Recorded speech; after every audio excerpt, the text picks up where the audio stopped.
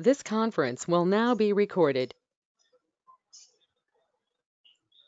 Good evening everybody. आज हम अष्टांग हृदय सूत्र स्थान का 28वां अध्याय शल्य अवहरण विधि अध्याय की शुरुआत करने जा रहे हैं।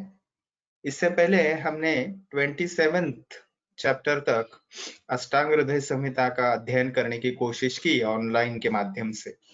अभी हम अष्टांग हृदय सूत्र स्थान के समाप्ति तक आ रहे हैं, बिल्कुल कुछ ही अध्याय हमारे शेष है। तो इसी श्रृंखला में 27वां अध्याय शल्य अवहरण विधि, खास करके अष्टांग हृदय संहिता, काय चिकित्सा एवं शल्य संप्रदाय, इन दोनों का ही उचित पद्धति से संयोग करने वाली संहिता होने के कारण इसका विशेष महत्व या अध्ययन किया जाता है आयुर्वेद के स्नातकों द्वारा, अध्ययन करते द्वारा या संशोधनकर्ता द्वारा। तो 27वें अध्याय के बाद 28वां अध्याय आता है शल्य अवहरण विधि। विशेषतः जो भी यंत्र शस्त्र ये देखने के बाद प्रत्यक्ष इन यंत्र शस्त्रों का उपयोग करने के लिए जो प्रक्रियाएं वर्णन की है चिकित्सात्मक दृष्टि से, उसमें से सर्वप्रथम आती है शल्य अवहरण, यानी आसान भाषा में शल्य को निकालना। तो शल्य क्या है? शल धातु से शल्य शब्द बना है, हमें ज्ञात है। तो यत्किंचित शरीर मन बाधाकराणि शल्यानि, ऐसी व्याख्या सुश्रुताचार्य जी शल्य की करते हैं। यानी शरीर को, मन को पीड़ा देने वाला जो है वो सब शल्य है। तो इस अध्याय की तरफ हम बढ़ते हैं। स्क्रीन शेयर करेंगे सबसे पहले।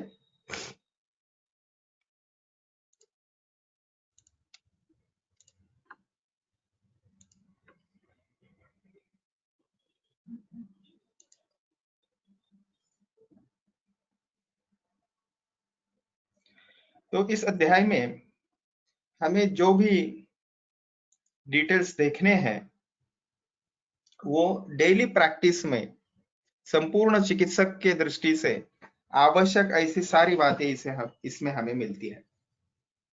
तो अष्टांग आयुर्वेद में प्रवीण, यानी काय चिकित्सा से लेके कौमार भृत्य तंत्र तक या विष तंत्र तक, इन सभी अंगों में, 8 ही अंगों में प्रवीण ऐसा चिकित्सक होना चाहिए, ऐसे हमें हमारे तरफ से आशा थी हमारे पूर्वाचार्यों, और उसी पद्धति से उन्होंने संहिताओं का लेखन किया है। और ये लेखन जो किया है वो एज एक्सपीरियंस उन्होंने अपने जो वर्षों से कर रहे थे उनको शेयर किया है गुरु शिष्य परंपरा से। तो जैसा हमने देखा, मन शरीर बाधा करानी शल्यानी, सर्व शरीर बाधकरम शल्यम, इस प्रकार से शल्य शब्द जो संस्कृत दृष्टि से शल धातु से बना है हमने देखा, लेकिन बर्छी हो, सिंग हो, किसी प्राणी का सिंग हो, बाण हो, हड्डी हो, दूषित रक्त हो, या फिर गर्भ हो, या और कुछ भी मन को बाधा करने वाली चीजें हैं जैसे शोक, शत्रु, विषाद इत्यादि, ये सभी शल्यों का निरहरण करने के लिए, आहरण करने के लिए, यानी इन शल्यों को निकालने के लिए जिससे भी शरीर और मन को वेदना होती है, इसके लिए यह अध्याय है। तो हमने देखा 26 और 27वां अध्याय यंत्र शस्त्र विधि अध्याय है, और उसके बाद 28वां अध्याय सीरावेद विधि अध्याय है। सबसे पहले महत्वपूर्ण बात है कि ये सीरावेद विधि सार्वदेहिक रक्तपोषण की हमें प्रक्रिया समझाता है, और उसके बाद वो दूषित रक्त निकालने के बाद भी अन्य किसी प्रकार से शरीर को और पीड़ा हो सकती है, इस दृष्टि से अवयव में या शरीर में प्रविष्ट जो भी लोह इत्यादि धातु से बने हो, सिंग से बने हो, या लकड़ी के भी हो सकते, मछली का कांटा हो सकता है, और कुछ बहुत सारी चीजें हो सकती है, उनको निकालने का उपायों का वर्णन इस अध्याय में विस्तार से किया गया है। अभी देखिए, सबसे पहले तो वर्णन किया जाता है वो शल्य के विविध गतियों का वर्णन हमें मिलता है। तो ये पहला श्लोक हम चालू करते हैं। वक्र रुजु तिर्यक ऊर्ध्व अधाह शल्यानाम पंचदाह गति। वक्र इस शब्द से टेढ़ी, रुजु यानी सीधी, तिर्यक यानी तिरछी, ऊर्ध्व यानी ऊपर की ओर और अध यानी नीचे की ओर। इस प्रकार से शल्य की 5 गतियां होती है।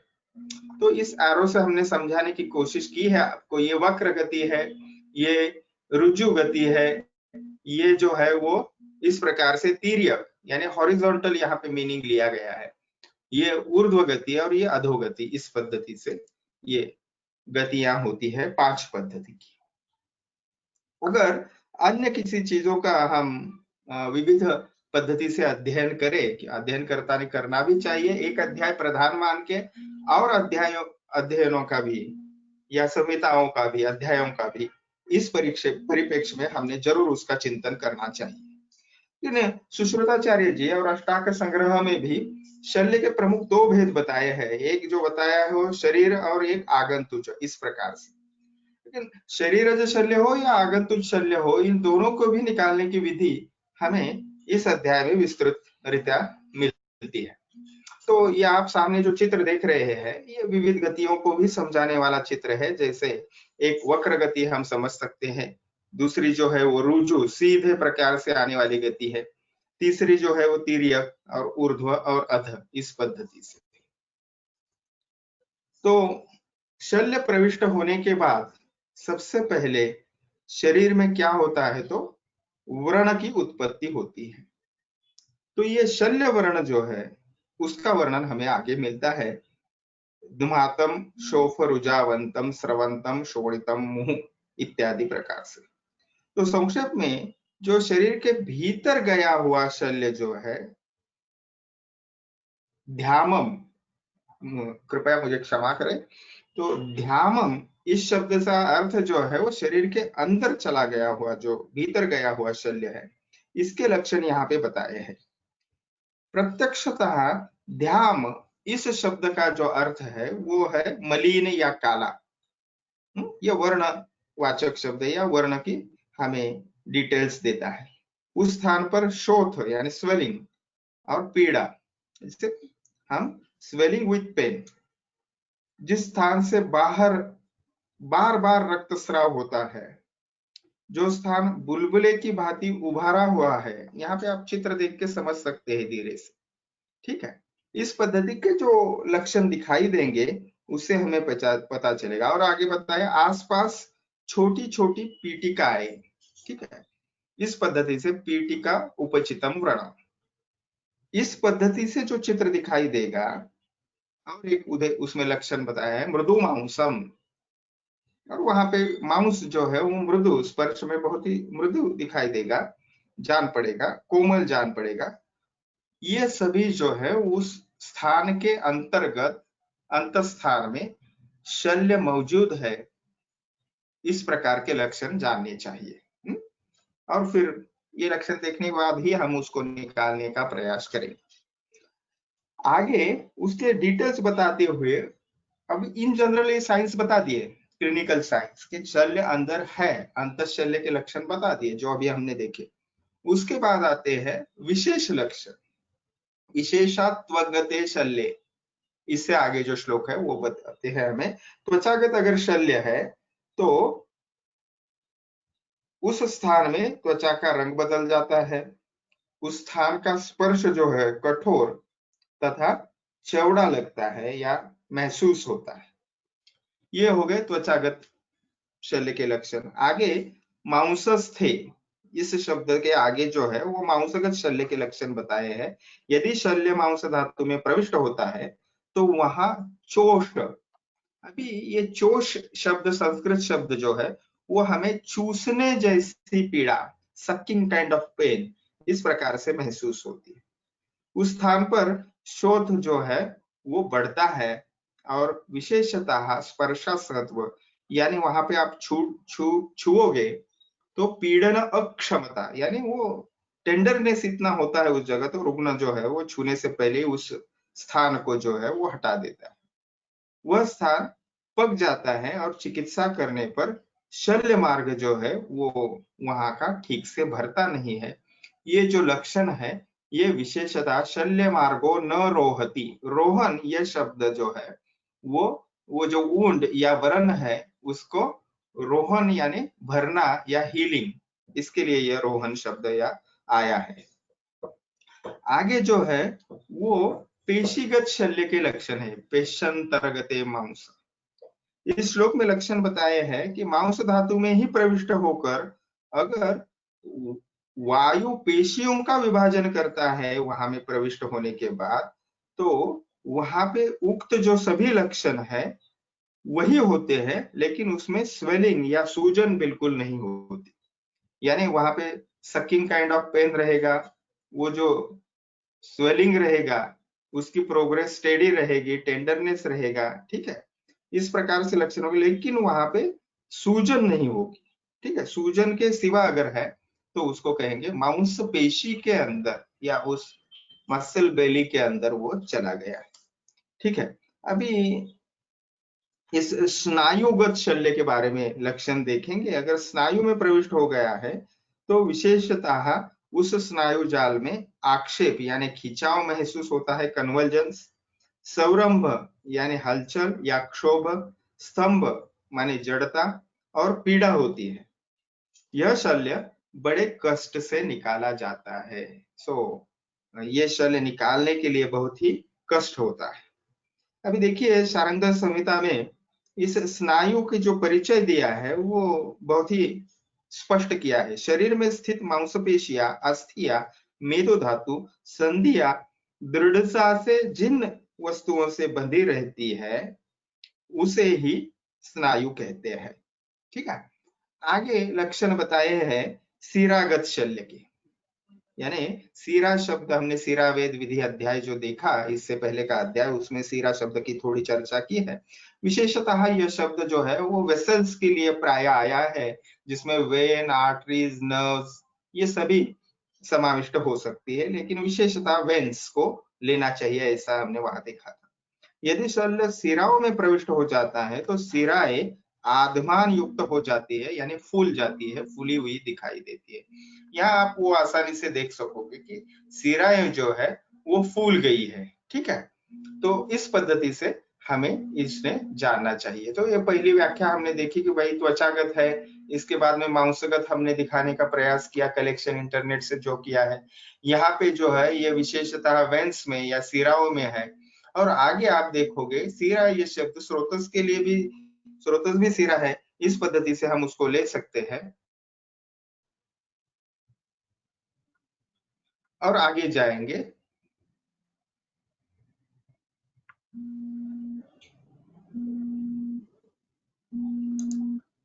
This conference will now be recorded. आगे देखेंगे हम स्रोतोगत शल्य के लक्षण जो ग्रंथों में बताते हैं, विशेषतः उसमें उस स्रोतों के कर्म या गुण जो होते हैं उनकी हानि हो जाती है। जैसे हमें पता है कि शरीर के भीतर मन, प्राण, अन्न, जल, दोष, धातु, उपधातु, धातुओं के मल, मूत्र, इन सभी के विभिन्न स्रोतस जो है वो संचार करने के लिए इन चीजों के बताए गए हैं। और विशेषतः इन स्रोतसों का जो निर्माण होता है वो वायु और ऊष्मा से युक्त होकर फिर उसका निर्माण होता है शरीर निर्मित के वक्त।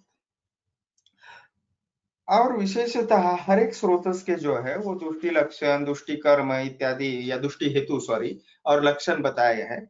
उनको उनसे हम ये जान सकते हैं कि किस स्रोतस में ये शल्य विशेषता है। इसके बाद में धमनीगत शल्य जो है वो बताए गए। धमनीगत शल्य के लक्षण विशेषतः बताए हैं। धमनी यह शब्द विशेषतः आर्टरी, शुद्ध रक्त प्रवाह के लिए जो वेसल्स रहती है उसके लिए आया है। वायु झागदार रक्त को बाहर निकालती है विशेषतः, और निकालते वक्त शब्द करता हुआ वायु जो है वो निकलता है और संपूर्ण शरीर में उससे वेदना होती है। तो ये जो लक्षण बताए हैं तो ये धमनीगत शल्य के लक्षण बताए। इससे आगे संधिगत ठीक है। संधिगत लक्षण बताए हैं, विशेषतः संधिगत लक्षण बताते वक्त वो अस्थि शल्य या अस्थि संधि इसके बारे में बताए। संधि में अगर शल्य प्रविष्ट होता है तो उसमें जोरदार रगड़ लगती है, यानी संधि में विशिष्ट प्रकार की फ्रिक्शन काइंड ऑफ पेन रहेगा। और अस्थि का यह जो विशेषतः हॉलो पोर्शन जो रहता है वो शल्य से भर जाता है और उसकी पूर्णता हो जाती है। इस प्रकार से संधिगत शल्य में विशेषतः वेदना रहेगी और फ्लूइड वो जो हॉलो कैविटी रहेगी, पोरस स्ट्रक्चर रहता है इसमें अस्थि में, खास करके बड़े अस्थि में, वो भर जाता है लिक्विड से या फ्लूइड से। अस्थिगत शल्य के लक्षण बताए हैं वो संधिगत शल्य जैसे ही है और विशेषतः इसमें वो जो क्रियाएं होती है वो क्रिया हानि या क्रिया नाश होता है विशेषतः उन अस्थियों के विशेष में शल्य में। उसके आगे कोष्ठगत शल्य बताए हैं। कोष्ठगत जो शल्य बताए हैं खास करके उनके विषय में मुख में अन्न, मल तथा मूत्र का दिखलाई देना, पेट में हलचल आना है यानी गैसेस जैसे सिम्टम्स दिखाई देना, ये विशेषतः कोष्ठगत शल्य के लक्षण बताए। ठीक है, तो यहाँ प्रवेश जानने का प्रयत्न किया है कि संधिगत शल्य के लिए यहाँ पे बताया है एक एक्सरे के माध्यम से। यहाँ पे अस्थिगत अगर शल्य है कोई तो इसको हम जान सकते हैं इस प्रकार से, ये कोष्ठगत शल्य है। ठीक है, इन आकृतियों में अगर आप देखोगे तो इसके आगे जो बताए हैं वो मर्मगत शल्य है। अभी देखिए, मर्म स्थान जो है वो विभिन्न शरीर धातुओं से बनते हैं और उस जगह पे विशिष्ट मर्म पे कौन से धातु है या स्ट्रक्चर्स है रचनात्मक दृष्टि से, उस प्रकार से लक्षण उत्पन्न होंगे। विशेषतः ग्रंथकारों के शब्दों में अगर कहा जाए, यदि शल्य मर्मस्थान में धसा है तो विशेषतः मर्म विद्ध के लक्षण जो बताए हैं, विशेषतः अष्टांग हृदय शारीर स्थान चौथे अध्याय में वह निर्माण होते हैं, ऐसे बताया है। मर्म क्या है? मारयन्ति इति मर्माः, these are the vital points or areas in the body. Now coming to the next point about this chapter number 28, what are the healing chances regarding this शल्य? So यहाँ पे बताया है, ये सामान्यतः वर्णन है। देखिए, तो शल्य व्रण जो है वो उसका रोपण या हीलिंग रूहन जो होता है, विशेषतः उसके लक्षण यहाँ पे बताए हैं वो किस प्रकार से अच्छे हो जाते हैं अगर वमन तथा विरेचन, ये जो पंचकर्म या शुद्धि प्रक्रिया है उनके द्वारा शुद्ध शरीर वाला अगर वो पुरुष है और शल्य के चुभने से हुआ व्रण शल्य के अनुलोम गति से भीतर स्थित रहने पर ही वह जो है वो स्वयं अपने आप भर जाता है। तो ये जो चीज है कि शल्य जो है वो वह जो अवयव रहेगा उसी के गति में है, उसको भेदता हुआ नहीं है। इसको हम थोड़ा सा समझने का आकृति से प्रयास करेंगे अगर पॉसिबल है तो देखिए, समझिए यहाँ पे अमाशय है और अमाशय में बिल्कुल उसी के माध्यम से यानी इसोफेगस से स्टमक के वो चेंबर में अगर आता है, स्टमक में आता है, तो उसी प्रकार से आने वाला जो शल्य है उसको जो निकालना है वो आसान होता है, ये हम कह सकते हैं आसान भाषा में। या दूसरी बात हम करेंगे, अगर मांसपेशी यहाँ की अगर हम इमेजिन करते हैं और मांसपेशी की स्थिति ये इस पद्धति के है और ऐसे ही शल्य अगर अंदर आया है उसी गति से या डायरेक्शन से, तो जल्दी हील हो जाता है या रोहन उसका जो है वो आसानी से रोहन या रोपण होता है, या उसको शल्य के निकालने के बाद कुछ और प्रक्रियाएं ज्यादा नहीं करनी पड़ती, अपने आप भर जाता है। तो सबसे पहली बात, यहाँ पे भी शोधन का महत्व हमें दिखाई देता है। अगर शुद्ध शरीर है, इसीलिए स्वास्थ्य रक्षण के लिए भी पंचकर्म जो बताए हैं, इसीलिए बताए हैं कि शल्य से भी आहत व्यक्ति होता है तो उसके हीलिंग चांसेस क्लींजिंग थेरेपीज के बाद या पंचकर्म के जिसे किया हुआ है ऐसे शरीर में वो हीलिंग जो है रोहन या रोपण जो है वो आसानी से होता है। और आगे बताया है हीलिंग चांसेस में ही नेगेटिव बात भी वहां पे बताई है, अगर दोष कोप हो जाता है, अभिघात हो जाता है इत्यादि अगर चीज हो जाती है, जैसे शल्य को निकाल दिया और फिर व्रण वो सम्यक रूढ़ होगा, ऐसे हर बार नहीं समझना चाहिए, क्योंकि व्रण स्थान पर कभी क्या हो जाता है, दोषों का प्रकोप हो जाता है, फिर चोट लग जाती है या धक्का लग जाता है। इन चीजों की वजह से वो शल्य स्थान पर पुनः पीड़ा हो सकती है। हाँ? तो शोभात भूयो अपि बाधते, तो ये चीजें वहां नहीं होनी चाहिए, ऐसे हमने जानना है इससे। ठीक है, तो पंचकर्म प्रोसीजर और उसी गति में अगर शल्य गया है तो वह हीलिंग चांसेस बहुत अच्छे होते हैं।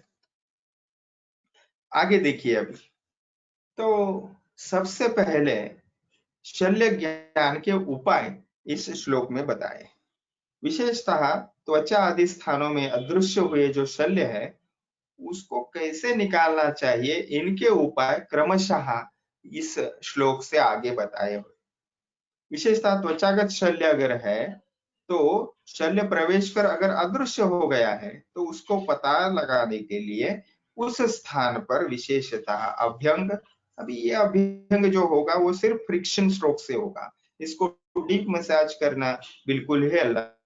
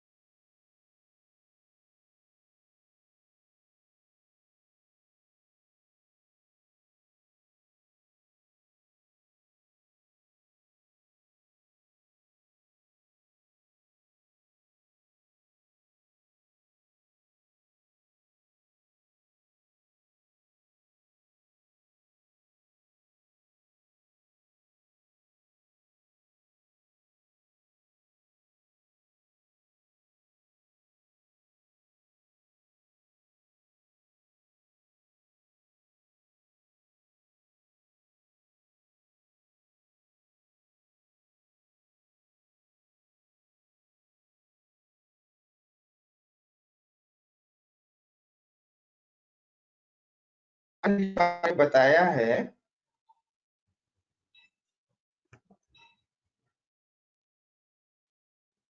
मांसपेशियों के मध्य में, अस्थि संधियों में तथा कोष्ठ प्रदेश के अंतर्गत अदृश्य शल्य के प्रमुख स्थान को पहचान लेना चाहिए। यानी पेशीगत इत्यादि स्थानों पे, यानी आगे जो है पेशीगत इत्यादि स्थानों में क्या क्या चीजें आती है, तो अस्थि आ जाते हैं, संधि आ जाते हैं, कोष्ठ आ जाता है। इन इनको इकट्ठा लक्षण बताए हैं, विशेषतः वहां पे अंतर्गत जो अदृश्य शल्य है उसको पहचानना है विशेषतः इन लक्षणों से। तो उसमें प्रमुखतः अस्थिगत के बारे में बताया है कि अभ्यंग स्वेदन, और वहां पे अगर पीड़न मर्दन किया तो समझ जाता है, अगर पीड़ा ज्यादा है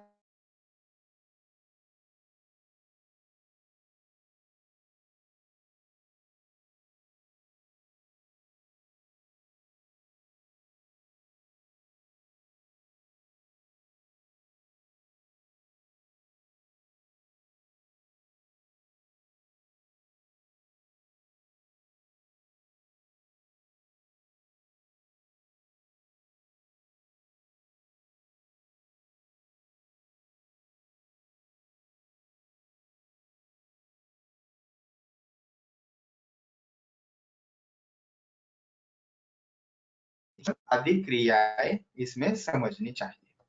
तो आगे जाएंगे,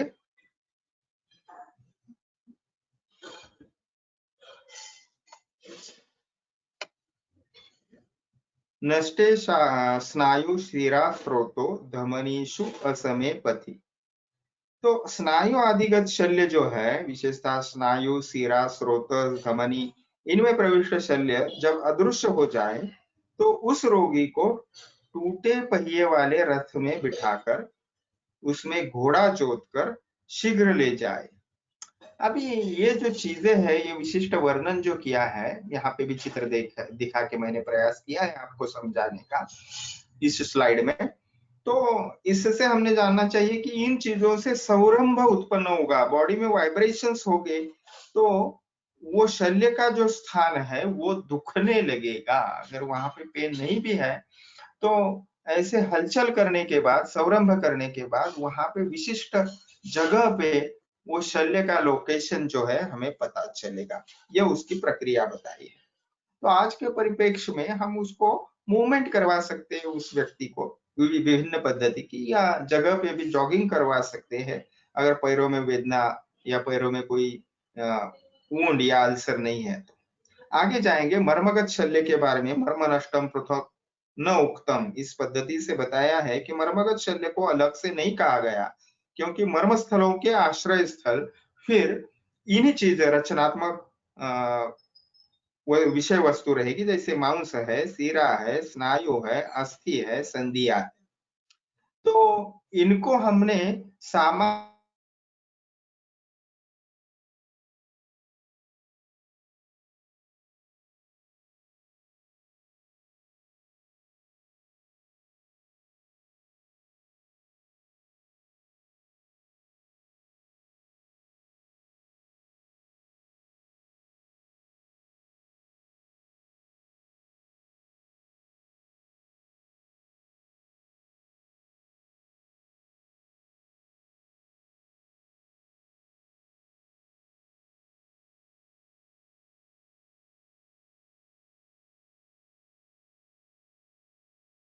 पद्धति से होते हैं। कौन से 4 पद्धति से होंगे? तो वो 4 पद्धतियां हैं वृत्त, गोल, ओके, वृत्त यानी क्या है? गोल। आगे है पृथु यानी चौड़ा, फिर चतुष्कोण यानी चौकोर, तथा त्रिपुट यानी त्रिकोण। ठीक है, इस पद्धति से उसको जानना चाहिए। आगे इन विविध आकृतियों को भी दर्शाने का हमने प्रयास किया है। ठीक है, तो तेषाम आहरण उपायो प्रतिलोम अनुलोमकौ, तो यहाँ पे शल्य निर्हरण के उपाय बताए हैं, उनको हम जानेंगे। तो विशेषतः उन शल्यों को निकालने के लिए 2 प्रकार के प्रथम उपाय बताए हैं। तो शल्य आहरण के लिए प्रथम 2 प्रधान उपाय यहाँ पे बताए हैं, प्रतिलोम और अनुलोम। तो प्रतिलोम यानी वह शल्य शरीर के भीतर जैसे ही घुसा है उससे उल्टा अर्थात उसी मार्ग से बाहर को निकलना है। जैसे कांटा जो चुभता है और अंदर धसा हुआ है, तो उसी मार्ग से, विरुद्ध मार्ग से उसको निकालेंगे। तो ये हो गया प्रतिलोम।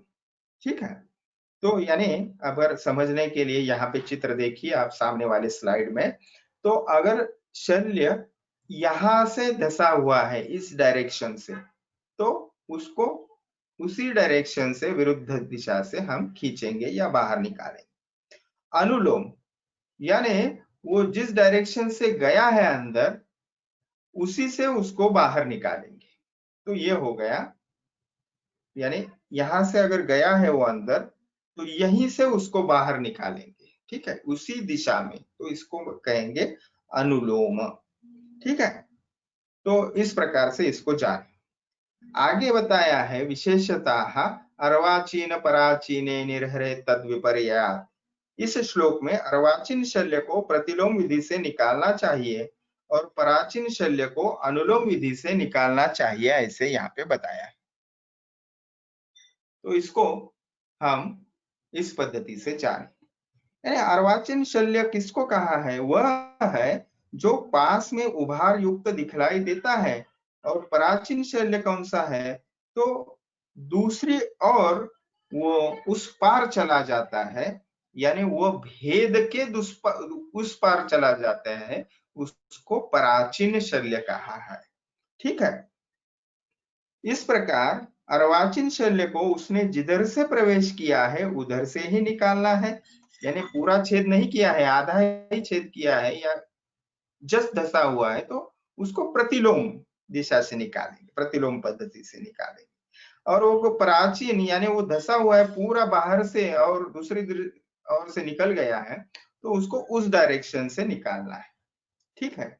अभी ये जो आकृति है उसको वैसे के वैसे आप ना ले, लेकिन समझने के लिए सिर्फ दिखाई गई है। अभी देखिए, तो प्राचीन शल्य जहां तक पहुंच चुका है उसके आगे कुछ अवयव काटकर उसको निकाला जा सकता है। जैसे अगर यहाँ से अगर वो निकाल नहीं सकते तो उसका थोड़ा सा वहां पे जगह बना के उसको अनुलोम पद्धति से निकालेंगे। इस प्रसंग में हमने सुश्रुतोक्त जो उदाहरण है उनको जानना चाहिए, विशेषतः सुश्रुत सूत्रस्थान जो 27वें अध्याय में वर्णन आता है श्लोक नंबर 6 से 7 तक, उसको और जानने के लिए हम अच्छे से देख सकते हैं।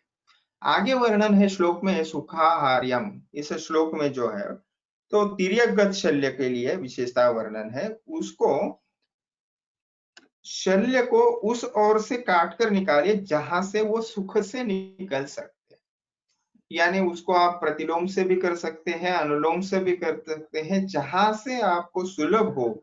इस प्रकार से तिर्यकगत शल्य को निकालने के लिए कहा है। अभी अष्टांग संग्रहकार वाग्भट जो है वो भी इसके 37 नंबर चैप्टर में जो बताते हैं उसको भी इस जगह पे हमने निर्दिष्ट जो संदर्भ है वो देखने की आवश्यकता है यथावत ज्ञान के लिए, और उसको ज्ञान को उपग्रहण करने के लिए ऐसे हमने देखना चाहिए। आगे जो श्लोक है शल्यम न निर्घाति अयम उराहा, इस श्लोक में जो है विशेषतः उर, कक्षा, वंशन, पार्श्व, इन भीतरी अवयवों में, इनके भीतरी अवयवों में जो धसे हुए या बिंधे हुए शल्य है उनका निर्घातन नहीं करना चाहिए। अभी इन अवयवों को समझने की कोशिश करेंगे। चेस्ट है, फ्लैंक्स या एक्सिला है, ग्रॉइन है, इन रीजन पे अगर धसे हुए शल्य है, यानी जो शल्य प्रतिलोम हो तो उनको अनुतुंड यानी जिस शल्य का मुख दूसरी ओर से न निकला हो, जो छेदन के योग्य हो, उनको चौड़े मुख वाला हो, ऐसे शल्यों का भी निर्घातन हमने नहीं करना चाहिए। यानी वो धसे हुए शल्य वही रहने चाहिए, अपने आप ऊन जैसे जैसे हील होती जाएगी वो बाहर निकलेगा, ऐसे प्राचीन हमारे विधि में बताए हैं। तो ये विशिष्ट जगहें या स्थितियां इस श्लोक में वर्णित है। अभी इसको अगर निकालते हैं तो वहां का वायु और अग्नि जो है वो निकल जाता है और व्यक्ति को मृत्यु आती है। इस पद्धति से हमने विषयलग्न मर्म का वर्णन जो है उसके बारे में देखा है। ये सब विषयलग्न मर्म के ही स्थान है, इसीलिए न एव आहरेत। ओके, इस पद्धति से विशल्यघ्न यानी शल्य को निकालने के बाद मर जाते ही है व्यक्ति, ऐसे शल्य स्थान पे गया जो नष्ट शल्य है यानी वहां पे गया हुआ है उसको उपद्रव रहित अगर तो वह होगा तो वहां पे उसको वैसे ही छोड़ना चाहिए, ऐसे हमें यहाँ मार्गदर्शन मिलता है। आगे है शल्य निर्हरण विधि का विस्तृत वर्णन हमें मिलता है। अभी कौन सी जगह पे शल्य है और कौन से शस्त्र का या विशेषता यंत्र का उपयोग करना चाहिए, ये चीजें हमें समझाई गई है आगे के श्लोकों में। विशेषतः तदनंतर हाथ से पकड़ने योग्य शल्य को हाथ से ही पकड़कर खींचना चाहिए। अथ आहरेत कर प्राप्यम करेनेव इतरत पुनः, यानी हाथ से अगर उसको पकड़ सकते हैं आसानी से और निकाल सकते हैं तो हस्तमेव प्रधान यंत्रम, हाथ से ही आप निकाले, यंत्र की उसको आवश्यकता नहीं है, क्योंकि सुश्रुत ने हाथ को ही प्रधान यंत्र कहा है। जैसे मैंने अभी आपको बताया, विशेषतः यह संदर्भ मिलता है हमें सुश्रुत सूत्रस्थान 7वें अध्याय में हस्तमेव प्रधान यंत्रम। इतरत पुनः यहाँ से दृश्यम, सिंह, अहिम, अहि, मकर इत्यादि ये जो विशेषतः वर्मीमुख शस्त्र जिसे कहा है, उस शस्त्रों से उसका फिश फेस्ट या कर्कटक मुख, क्रैब फेस्ट, यानी वे विभिन्न पद्धति के, आज की भाषा में हम फोर्सेप कहेंगे, उनसे वहां से निकालना चाहिए। और हमने यंत्र विधि अध्याय में भी इनको देखा है। सिंह मुख, अहिमुख यानी सर्प मुख, मकर मुख, वर्मी मुख। वर्मी क्या है? तो वर्मी एक मत्स्य का प्रकार है विशिष्ट। कर्कट मुख यानी क्रैब फेस। इन यंत्रों के द्वारा उनको पकड़कर निकालना चाहिए। उनमें से कुछ जो है यहाँ पे आपको आकृति में दिखाई देंगे। ये है सिंह मुख, ठीक है। ये तो बोन होल्डिंग जो फोर्सेप रहता है, उसको सिंह का मुख जैसा आकार उसको ओपन करने के बाद दिखाई देता है। आगे अदृश्यम व्रण संस्थान, इस श्लोक में अदृश्य शल्य का निराहरण कैसे करना है उसका मार्गदर्शन मिलता है। अदृश्य शल्य का आहरण जो है वो व्रण की आकृति को देखकर जिन यंत्रों से पकड़कर निकाला जा सकता है, जैसे यहाँ पे उदाहरण दिए गए हैं, कंक मुख, भृंग मुख, कुरर मुख, शरारी मुख, काक मुख। यहाँ पे मुख शब्द जो आया है विशेषतः वो पक्षी या उस प्राणी के चोंच को आया हुआ शब्द है। तो when we will open that particular instrument, that will resemble, the shape will resemble with that particular animals, we can say about that face, open face or open mouth, okay, या open beak। आगे जाएंगे, संदंश यंत्र का भी इसमें प्रयोग शल्य निकालने के लिए कहा है। त्वचा तथा मांस में विशेषतः धसे हुए जो शल्य है उसको संदंश यंत्र से निकाला जाए। अभी संदंश यंत्र प्रकार जो है वो स्वस्तिक यंत्र का में आता है, स्वस्तिक यंत्र प्रकार में आता है, और जिसे हम आसानी से आज की लैंग्वेज में संशी या इस प्रकार का कोई यंत्र है उसको उपयोग कर सकते हैं। आगे जो बताया है विशेषतः तालाभ्याम सुशिरम हरे, सुशिरम हरे, इस श्लोक में त्वचा इत्यादि स्थित जो शल्य है उसको सुशिर यानी जिसमें भीतर छिद्र है, ऐसे ताल यंत्रों से उसको निकालना चाहिए, ऐसे बताया है। यानी हर जगह शल्य निकालने के लिए त्वचादि स्थित स्थानों पे भी संदंश यंत्र ही प्रयोग करना चाहिए, ऐसा नहीं है। अगर आवश्यकता हो तो अंदर सुशिर है ऐसा ताल यंत्र, यानी उसको हम नाड़ी यंत्र भी कर सकते हैं। हाँ? आगे उसी बताया सुशिरस्थम तु नलयिकम, तो सुशिरस्थ यानी भीतर से हॉलो, ऐसी अगर कोई स्थिति है, जैसे अस्थि, अस्थि में अंदर कैविटी रहती है, ऐसे जगह पे शल्य को निकालने के लिए नाड़ी यंत्रों का प्रयोग करना चाहिए। ट्यूबुलर जो इंस्ट्रूमेंट्स है उनका उपयोग करना चाहिए।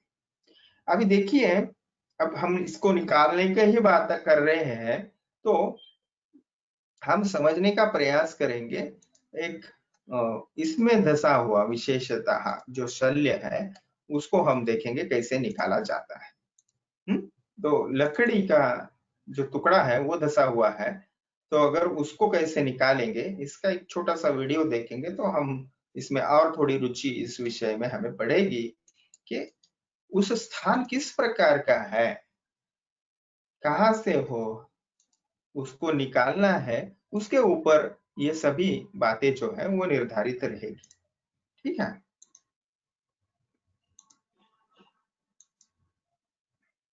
तो फॉरेन बॉडी थंब में चली गई है, उसका ये अल्ट्रासाउंड व्यू यहाँ पे दिखाया है कि अल्ट्रासाउंड से जानने का प्रयास किया है। आज के उपलब्ध साधन है उनको यहाँ पे यूज करते हुए आप ये जो है बिल्कुल इसे फिर एक बार हम देखेंगे कि विशेषतः इसको हमने, ये देखिए ये व्हाइट जो पोर्शन दिख रहा है पूरा लंबा सा, वो लकड़ी का टुकड़ा अंदर धसा हुआ है। उसको फिर क्लिनिकली पाल्पेट किया, कहाँ से कहाँ तक है, देखिए यहाँ से यहाँ तक है वो।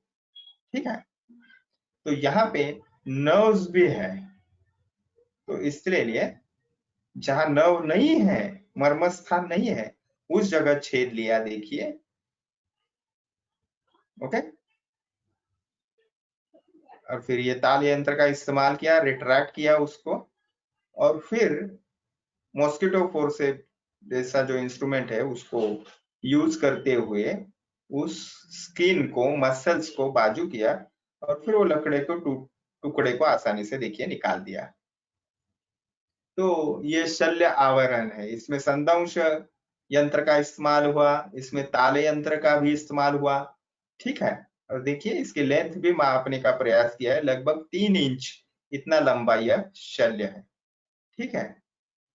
अब इसको कहाँ भी उस व्यक्ति को उसका नुकसान जो है वो नहीं हुआ है, ठीक है। तो ये हमने एक वीडियो से समझने का प्रयास किया। आगे यत्किंचित मनश्शरीर बाधा करानी शल्यानी, इससे हम आगे जाएंगे, तो फिर एक उस कॉन्टेक्स्ट में बाद में वीडियो देखेंगे। तो ताल यंत्र का प्रयोग हमने देखा, अभी संदंश यंत्र का प्रयोग भी इस वीडियो में देखा। आगे जाएंगे सुशिरस्तुतु नलके यानी नाड़ी यंत्र का प्रयोग के बारे में हमने चर्चा की। फिर शेषम शेषे ही यथा यथम, यानी शेष मीन्स ऊपर वर्णित शल्यों से अतिरिक्त जो शल्य है उन यंत्रों से सोच समझ कर उनको निकालना चाहिए। आगे जो है वो शल्य निकालने के बाद पश्चात कर्म क्या करना है हमने, उसके बारे में ये विधि आई है। शस्त्रेण वा विशस्यादौ, इस श्लोक में बताया है, जब शल्य चुभे हुए स्थान को बिना काटे यंत्रों की सहायता से न निकले तो पहले उस स्थान को जहां शल्य दशा है वहां काट कर शल्य को निकालकर उसमें बहते हुए रक्त को रोकने के उपाय करने चाहिए, ठीक है। तदनंतर घाव में लगे हुए रक्त को स्वच्छ करके, विशेषतः जैसे त्रिफला क्वाथ है, पंचवल्कल क्वाथ है, उसको अच्छे से छान के बिल्कुल उसमें चूर्ण के कण ना आए इस पद्धति से, और फिर वो स्वच्छ करने के लिए साफ करके फिर वहां पे गुनगुने घी से उस व्रण स्थान का जो है वो स्वेदन करना चाहिए, ऐसे बताया। फिर व्रण रोपण के लिए वहां पे विशिष्ट लेप लगाने का उपदेश किया गया है, और उस यह विधि जो है वो व्रणोपचार में समझाई गई है, विशेषता अष्टांग हृदय सूत्र स्थान के 16वें अध्याय में जो ये उपाय वर्णित है हमने देखे हैं। तो स्नेहन के लिए तो उस पद्धति से स्नेह विधि अध्याय में देखना चाहिए। आगे जो श्लोक है उसमें है विशेषता शिरा स्नायु विलग्नम तु चालयित्वा शलाकया, यानी शिरा स्नायुवत अगर शल्य है तो उस शल्य को विशेषतः शलाका यंत्र से हिला डुला करके निकालना चाहिए। जैसे इस चित्र में देखिए आप, यहाँ पे कांटा लगा हुआ है और वहां पे ये फोर्सेप है, तो फोर्सेप से उसको हिलाएंगे और फिर उसको लूज करके फिर निकालेंगे, उसको ढीला करके निकालेंगे तो वो पूरी तरीके से निकलेगा। फिर एक बार ये चित्र है एरो का जो चेस्ट में धसा हुआ है, ठीक है। तो ये विशेषतः हृदय संस्थित शल्य के बारे में बताते हैं। हृदय जो प्राणस्थान है, मर्मस्थान है, वहां पे चुभा हुआ जो शल्य है उस व्यक्ति को विशेषतः शीतल जल से छिटक कर या छींटे डालकर उसे विशेषतः घबरा दे, यानी त्रासन चिकित्सा यहाँ पे बताई है।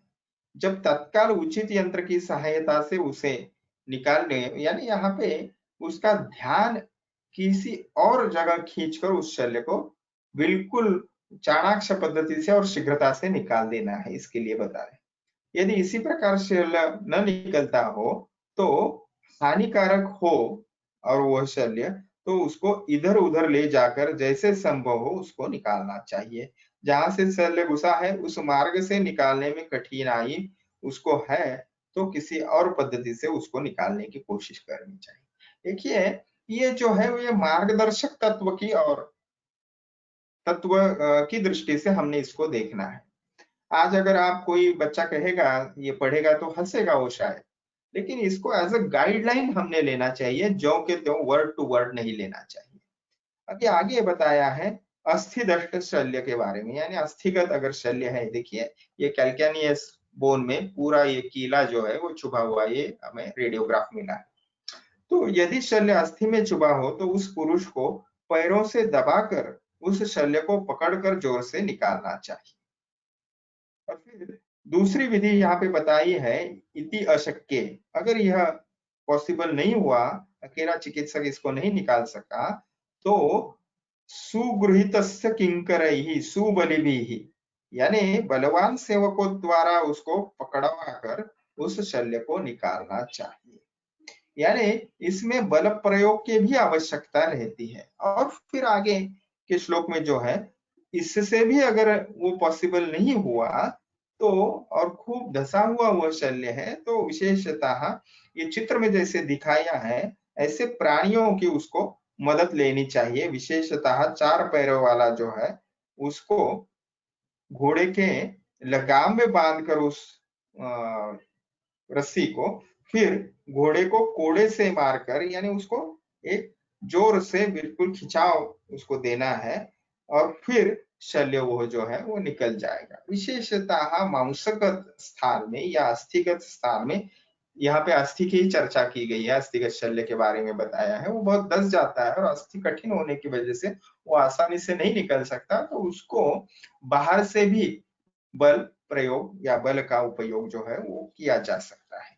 आगे बताई है चौथी विधि, एवं वा शाखायाम, यानी अगर इस प्रकार पॉसिबल नहीं हुआ तो फिर शाखा जो झुकी हुई है उसको नीचे लाएंगे और उसकी फ्लेक्सिबिलिटी का उपयोग करके वहां पे उस डोरी को बांध के दूसरा छोर वो इसको रहेगा, शल्य को रहेगा, और एक छोर जो है वो डाली को रहेगा, वृक्ष की बड़ी वाली, और फिर उसको झटका देंगे अचानक से, तो उस गति से वो वृक्ष की डाल ऊपर जाएगी तो वो निकल जाएगा।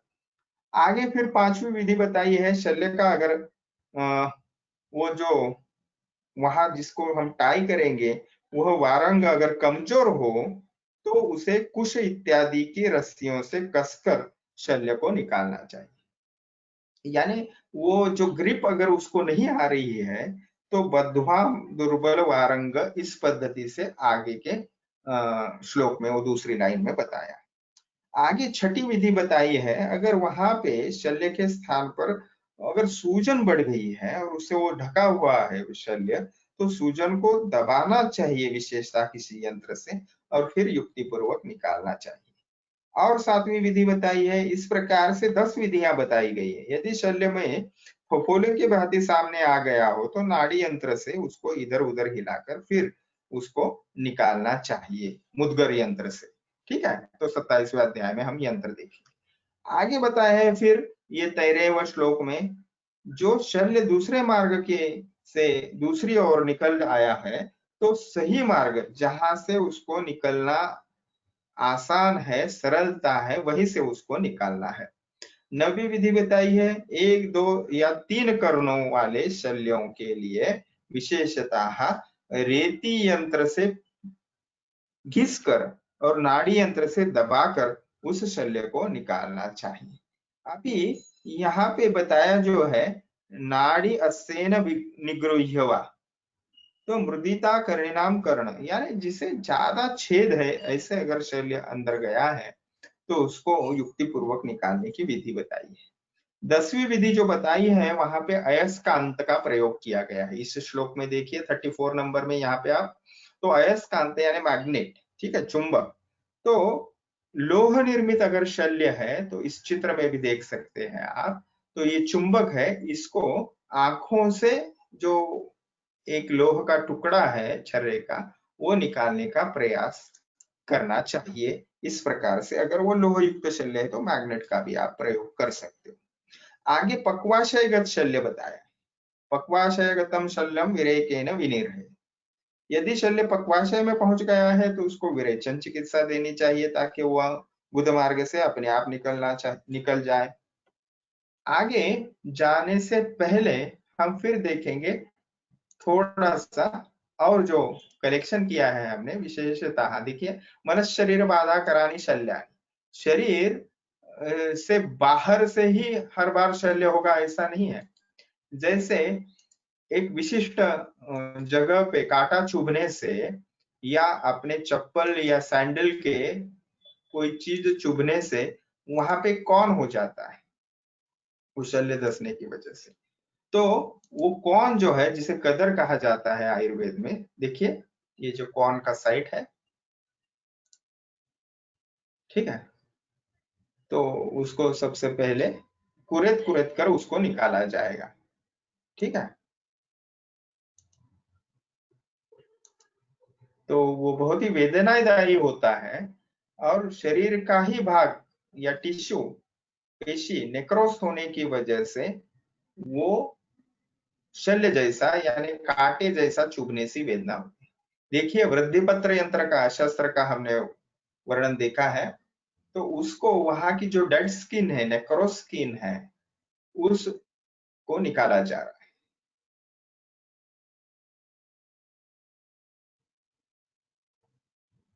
तो ये कदर भी जो है वो बहुत ही वेदनादायी होता है, जिसको है उसको ही पता चलता है।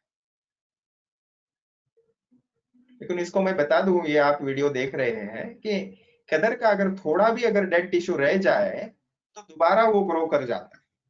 तो इसके लिए अगर वो ज्यादा प्रमाण में है तो आप इसको वृद्धि पत्र से ऐसे इस प्रकार से निकाल सकते हैं, या फिर आप अग्निकर्म की सेटिंग भी लेके अग्निकर्म से भी उसका दहन कर सकते हैं, ताकि वो टिश्यू जो है वो पुनः पुनः बार नहीं ग्रो करता अगर उसको पूरी तरह से जला दे तो। लेकिन ये शस्त्र कर्म है या शल्य आवरण विधि भी जो है वो इसके लिए स्किल की आवश्यकता है। आपने दृष्ट कर्मा भी होना चाहिए और कृतकर्मा भी होना चाहिए, तभी आपको ये जो स्किल है, कौशल्य जो है वो आएगी, उसमें निपुणता आएगी। अभ्यास की आवश्यकता है और उसको न केवल थियरी बट प्रैक्टिकली आपने बहुत जगहों पे ये करना चाहिए, बहुत पेशेंट पे करना चाहिए। देखिए और थोड़ा डीप जाके जो पूरा डेड टिश्यू है, देखिए कीले जैसा, वो निकालने की कोशिश की जा रही है।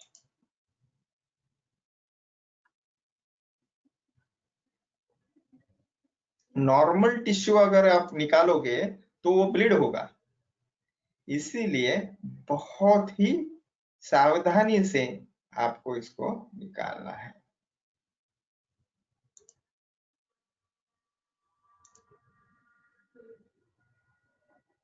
ओके, तो ये ब्लीड नहीं हुआ मतलब नॉर्मल टिश्यू यहाँ का बिल्कुल ही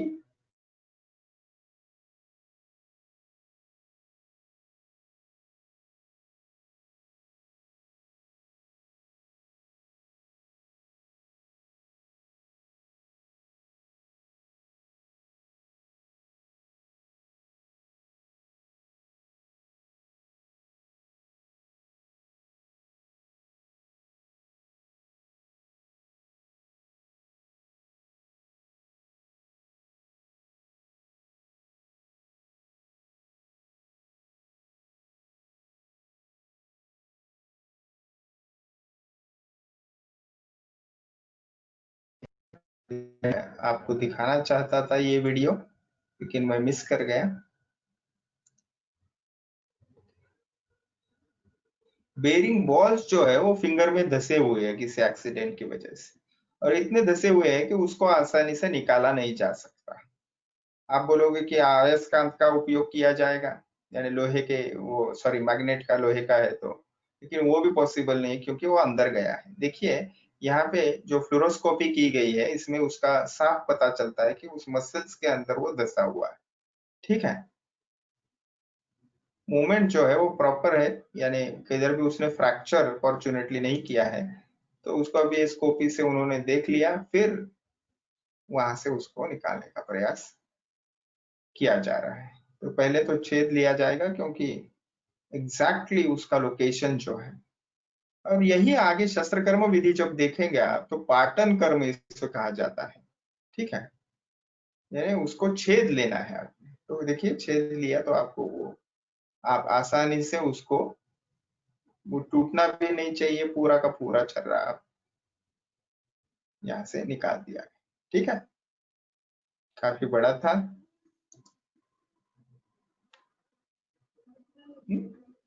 आगे जाएंगे उसको फिर से छर्रा, और फिर उसको बिल्कुल साफ सुथरे तरीके से रखा गया है।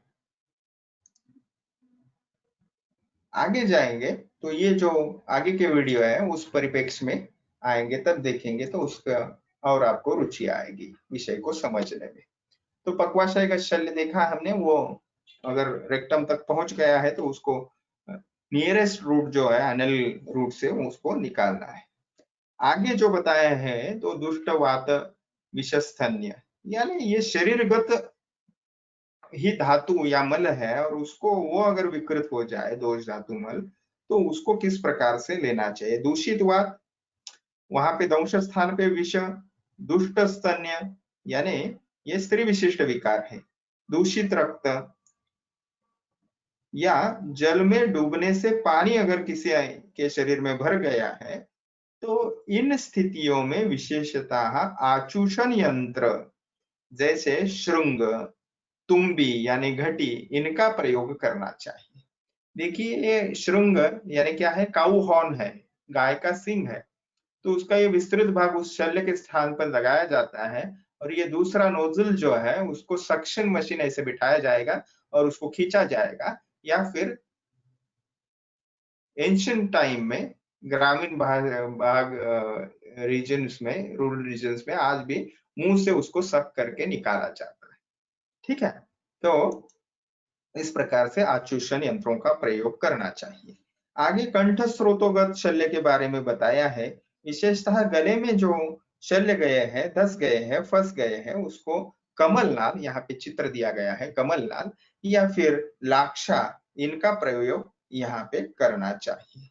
आगे बताया है जतु शल्य निर्हरण के बारे में। ये जतु शल्य क्या है, तो जतु यानी लाख, लाख का अगर टुकड़ा अंदर गया है तो लाख आपको पता है कि अग्नि से पिघलती है, तो बहुत ही केयरफुली पद्धति से या दक्षता से उसको उस लाख के पास जो है वो अग्नि ले जानी है।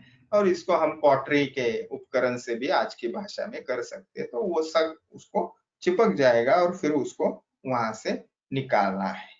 अभी इस पद्धति से ये जतु दिग्धाम अजातुषम, इस पद्धति से, इसी प्रकार लाख से अतिरिक्त जो शल्य है जैसे लकड़ी इत्यादि पदार्थ के, उसको लाख की शला का यूज करेंगे। उसको लाख को गर्म करना है तो वो स्टिकी हो जाएगी और फिर वो लकड़ी का टुकड़ा है वगैरह, तो उसको कंठगत स्थान से निकाला जा सकता है। तो बहुत ही सुपर फाइन पद्धति से इसको करने की आवश्यकता है, अभ्यास की ज्यादा आवश्यकता है। अभी आगे बताया है केश इंदुकेन पीतेन द्रवैहि, इस प्रकार से विशेषतः अस्थि अथवा कंटक यानी मछली का कांटा इत्यादि शल्य अगर गले के भीतर फंस गया है तो उसको विशेषतः सुदृढ़ धागा, जैसे इसको क्या बोले, रेशम का धागा जो बहुत सख्त होता है यानी वो टूटता नहीं है, उसको बांधकर फिर उसको आसानी से निकालना चाहिए। तो यहाँ पे जो विशेषता बताया है कंठम आक्षिपे सहसा सूत्रबद्धेन वमताः तेन च इतरेत, यानी वमन दूध उसको प्राशन करने के लिए उसको निकालना चाहिए, यानी मुख के मार्ग से निकालना चाहिए, तो वमन से उसको निकालने में आसानी होगी। तेन च इतरेत, इस पद्धति से इस श्लोक में यदि उक्त शल्य ऊपर कही गई विधि से न निकल जाए तो उसके लिए चिकित्सक अपनी बुद्धि से और इतरेत यानी अन्य किसी और पद्धति का भी उपयोग कर सकता है। आगे अशक्यम मुखनासाभ्याम आहर्तुम परतोनुदेत, कभी कभी क्या हो जाता है, इस प्रकार के प्रयत्न द्वारा छोटे शल्य जो है वमन के साथ मुख तथा नासिकाओं के छिद्र से निकल जाते हैं। अगर न निकले तो पेय पदार्थ उस व्यक्ति को पिलाने के लिए देना है और आहार नलिका से उसे भीतर की ओर प्रेरित करने के लिए प्रयोग करना चाहिए।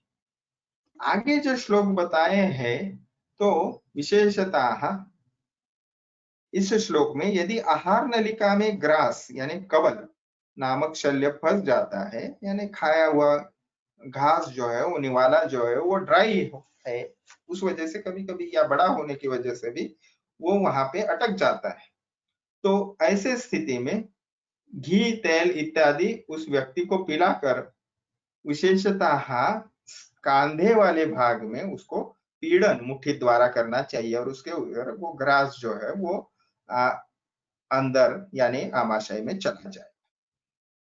इसको ग्रास शल्य ऐसे कहा जाता है।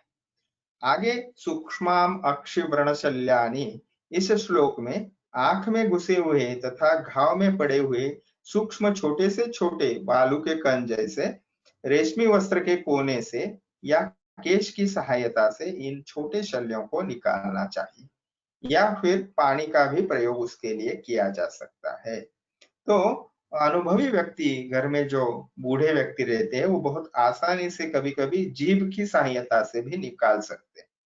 आगे जो अपाम पूर्णम, इस श्लोक में उदरगत जल निकालने की विधि स्पष्ट की गई है। तैरते समय डूब जाने से पेट में पानी भर जाता है और यह जल भी शल्य के प्रकार ही है। इस शल्य को विशेषतः निकालने के लिए पेट में उसको तात्काल उल्टा करके उसको हिलाना है, लटकाना है। जब कुछ शांत हो जाए वह व्यक्ति, तो उसे वमन कराना। इस प्रकार उसको एक पेट में या फिर लंग्स में भी गया हुआ पानी जो है वो निकल सकता है। इस विधि से बहुत सा जल जो है वो विशेषतः मुख में उस व्यक्ति को मुख तक भस्म के ढेर से गाड़ देना है। तो इस स्थिति से क्या हो जाता है, तो बहुत सा जल जो है वो भस्म जो है वो ड्राई यानी रुक्ष होने की वजह से वो निकल जाता है। तो आज ये विधि का प्रयोग नहीं किया जाएगा, मुझे पता है, लेकिन इसे हमने एक ड्राफ्ट या उस वक्त की जो है वो प्रैक्टिस कैसे की जाती थी, इस दृष्टि से देखना चाहिए। अभी आगे कर्णगत शल्य के बारे में विशेषता बताई है। जल एवं कृमि निकालने की विधि वर्णन की है, जो आज भी हमें दिखाई देती है। ठीक है, तो मैं वो भी वीडियो आपको दिखाऊंगा, तो उससे आपको थोड़ा सा विषय में रुचि उत्पन्न होगी। कान के छिद्रों में जल भर जाने से या तेल और पानी को हाथ से मथकर जब वह घी जैसा हो जाए यानी इमल्शन तैयार करके कान में डालना चाहिए। उसके कान को उल्टा करके फिर हाथ से थपथपाना चाहिए या ठोकना चाहिए। कोई दूसरी व्यक्ति उसके कान में मुख लगाकर पानी को चूस कर फिर थूक दे, यानी इस पद्धति से उसको आचूषण विधि से निकालने को कहा है, या आज की भाषा में इसे हम रिंसिंग भी कह सकते हैं। तो इरिगेशन भी जो किया जाता है ईयर का, तो इस पद्धति से ही किया जाता है। तो इसको हम थोड़ा सा समझने का कोशिश करेंगे वीडियो देख के। ठीक है, आगे जाएंगे।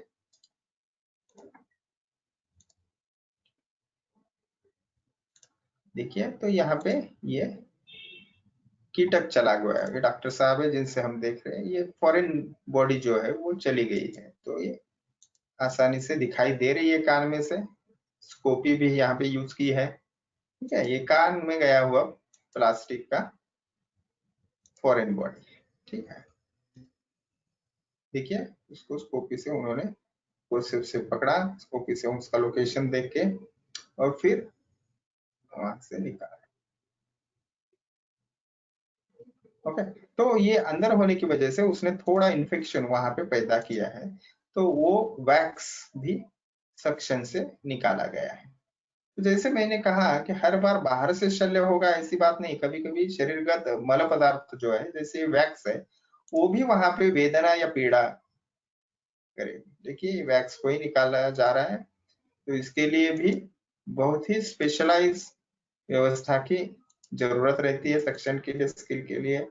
हाँ, तो शाला के तंत्र में तज्ञ व्यक्ति जो है उसको कर सकता है। तो देखिए पूरा इसको जो है लगभग 2 इंच का ये टुकड़ा था, सॉरी 2 सेंटीमीटर का, जो अंदर धसा हुआ था। ठीक है, तो ये कर्णगत शल्य निकाला। अभी आगे के वीडियो में देखेंगे आप कीट के बारे में है।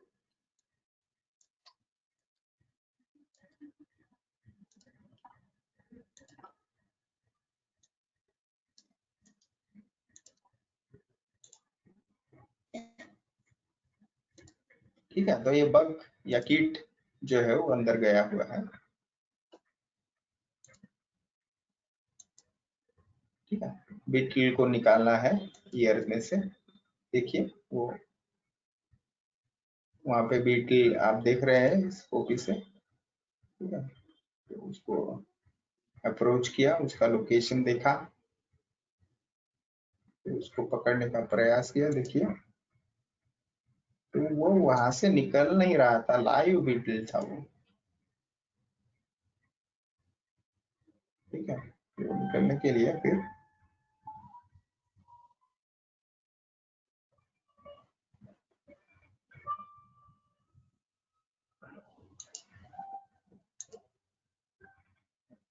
देखिए वो हिल भी रहा है।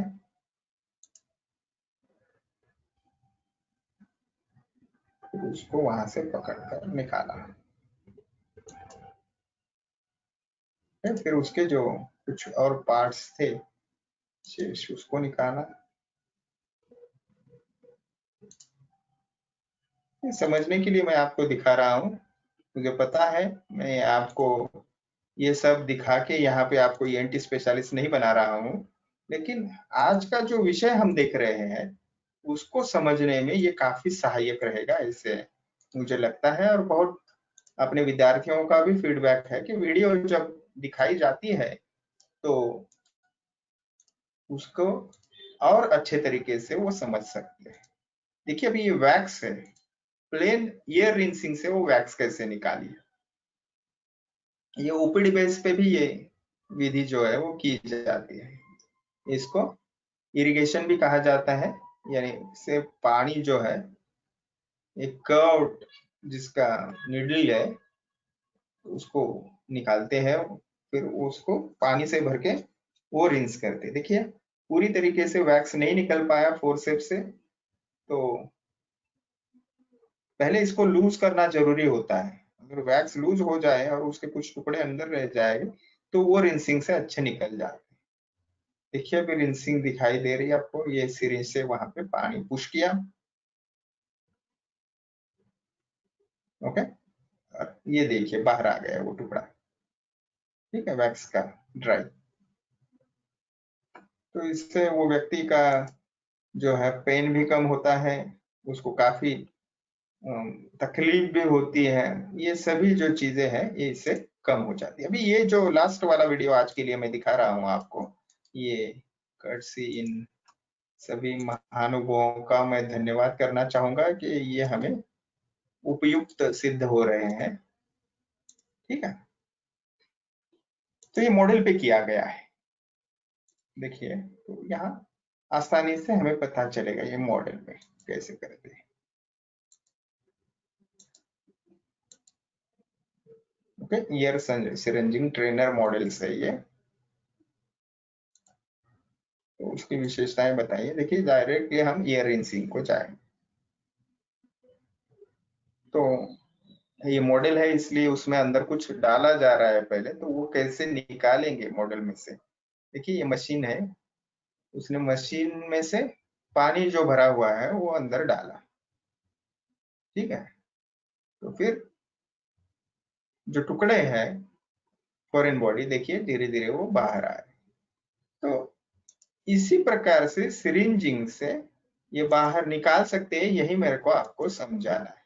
ठीक है, जो हमने लास्ट स्लाइड जो देखी थी, तो विषय वस्तु वो कीटे स्रोतोगते, इसमें जो विशेषतः तेल और पानी का इमल्शन तैयार करके उसको छोड़ना चाहिए और फिर उसका आचूषण करना चाहिए, ऐसा जो वर्णन है इसके लिए मैंने आपको दिखाया।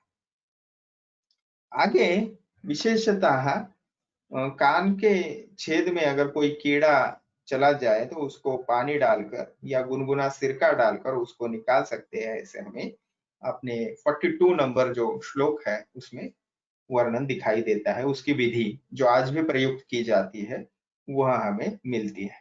ठीक है, आगे जातुषम हेम रूप्यादि यानी लाख सोना चांदी इत्यादि से संबंधित शल्य यदि छोटे हो और बहुत समय तक वो शरीर में पड़े रहे हो तो वे शरीर संबंधी गर्मी से पिघल सकते हैं।